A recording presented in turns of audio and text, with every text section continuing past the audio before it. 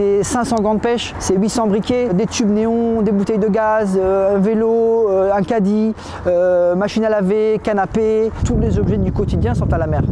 J'ai fait une étude sur la plage où je m'entraîne. À raison de 2 heures par jour pendant 2 mois, j'ai pris 1 kilomètre avec des points GPS et j'ai tout ramené chez moi. On parle que d'1 kilomètre, hein. Vous imaginez la côte française, la côte européenne ou toutes les côtes mondiales. Et donc suite à ça, j'ai créé la fondation Stop Plastic Pollution parce que aujourd'hui, pour moi, la solution c'est l'éducation.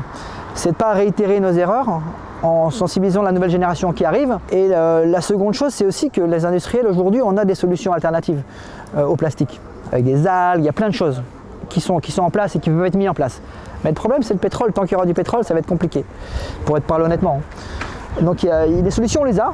Après, aux industriels de les mettre en place. L'écologie dans le sport, c'est possible, bien sûr. Après, moi, c'est hyper frustrant quand je vais nettoyer les plages avec les enfants, de voir après un trail sur la côte, de voir tous les tubes de gel qui sont jetés. Il y a aussi une prise de conscience qui est importante aussi au niveau de tous les acteurs, quel que soit le sport, hein. De respecter là où on pratique notre passion. Et c'est hyper important parce qu'aujourd'hui, il y a un manque de civisme.